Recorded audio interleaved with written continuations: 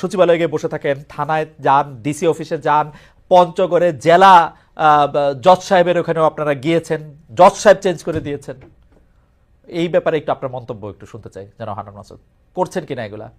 সচিবালয়ে আমি আজকেও গিয়েছি, সচিবালয়ে আমি আজকে গিয়েছি চতুর্থবারের মতো মনে হয় আমার হুম, আজকে যাওয়া হয়েছে। হুম, গত 7 মাসের মধ্যে চতুর্থবারের মতো আজকে গিয়ে আমি আমার ফেরি, আমার এলাকায় ফেরি 3 জায়গায় জন্য একই সিটিতে, না আমাদের এতটাই পাওয়ার, হুম, একটা সিটিতে 3 জায়গায় ফেরির ঘাটের জন্য টাকা বরাদ্দের আবেদন করা হয়েছে। হুম, সন্দ্বীপ থেকে, সন্দ্বীপের এটা হাতিয়া আর হচ্ছে ভোলা, হুম, ইয়াতে মনপুরার এখানে দুইটাতেই হচ্ছে আপনার ইয়াতে ইয়ার কাজ শুরু হয়ে গেছে, আপনার ঘাটের কাজ শুরু হয়েছে। আমার এখানে অর্থ বরাদ্দই দিচ্ছে না, যে হচ্ছে অর্থ সংকট অর্থ মন্ত্রণালয়ের। তা আমি বলে আসছি যে হচ্ছে যদি যদি রাষ্ট্রের অর্থ সংকট হলে আমরা থালা বাটে নিয়ে এসে সচিবালয়ের সামনে বসে যাবো, যাতে হচ্ছে আমাদেরকে হুম। আমাদের ফেরিটা যাতে আমরা নিজেরা তাহলে করতে পারি। এত 10 কোটি টাকার অর্থ বরাদ্দ আপনি সংকট। আপনি আপনি আমি এখন এটা যদি হচ্ছে সমস্যা হয়, আমরা যদি এখন যদি এই কাজগুলোর জন্য যদি যেতে না পারি, একটা অভিযোগ দেখাক যে হচ্ছে গিয়ে কোনো ধরনের মানে আমাদের যারা আছি আমরা কেউ কোনো জায়গায় প্রভাব বিস্তার করছি, পাশাপাশি